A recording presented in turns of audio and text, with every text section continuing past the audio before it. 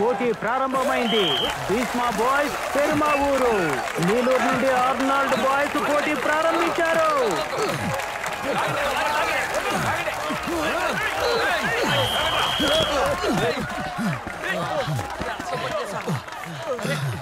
సరిగ్గా తాడు లాగుడు కూడా రాలేదు. కొంచెం కూడా సిగ్గు లేకుండా పాల్గొనడానికి వచ్చారు చూడు. మీరు మీకు తాళ్ళు లాగే పోటీ అంత అవసరమా? గెలవలేని వాళ్ళు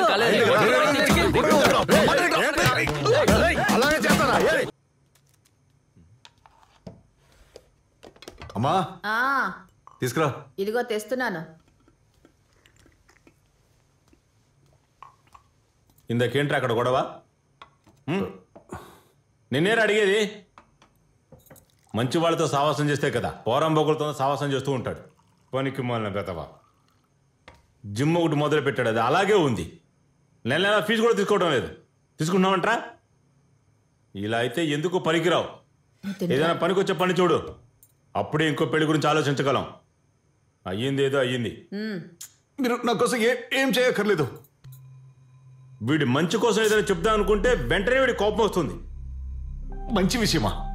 మీరే కదా తీసుకొచ్చారు ఆ సంబంధం. ఆస్ట్రేలియా అమ్మాయి, నర్సు, మంచి జీతం, తొక్క తోలని. మీ అత్యాసే నా జీవితాన్ని ఇలా పాడు చేసింది.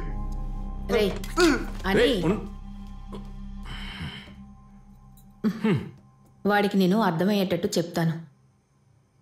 ఒకవైపు నీలం జెర్సీ వేసుకున్న వాళ్ళు విజయం కోసం పరిశ్రమిస్తుంటే, మరొక వైపు ఎరుపు జెర్సీ వేసుకున్న వాళ్ళు ఓటమినంత తేలిగ్గా అంగీకరించడం లేదు. పోటీ చాలా తీవ్రంగా ఉంది. ఎవరికి వాళ్ళే చాలా ఉత్కంఠంగా పోటీ పడుతున్నారు. విజయం కోసం పరితపిస్తున్నారు. వాళ్ళ శాయశక్తుల్ని ప్రదర్శిస్తున్నారు. చాలా పట్టుదలగా ఉన్నారు.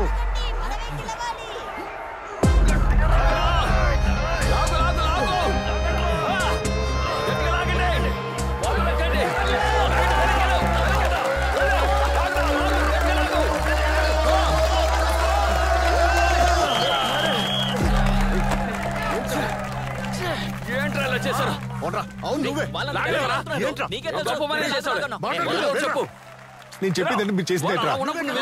లాగుంటుంటే ఏంట్రా? ఎందుకు వచ్చారు? ఓడిపోతే చూడడానికా? ఇప్పుడు సంతోషమా అని ఊరుకోరా. నాకంటూ కొన్ని నియమాలున్నాయి. దానికి మీరు సమ్మతించారంటే నేను మీతో ఉంటాను. చెప్పండి అన్నా. మనకి 2 టీంలు ఉండాలి.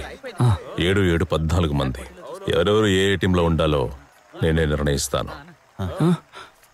ఉన్న వాళ్ళలో బెస్ట్ ప్లేయర్స్ అందరూ ఏ టీంలో ఉంటారు. మీకు ఓకే అయితే రేపు సాయంత్రం వచ్చి కలవండి. ఉన్న కుర్రాళ్ళందరినీ తీసుకొచ్చేయండి. అలాగేనే. అన్నని కాదు, ఆచార్యని.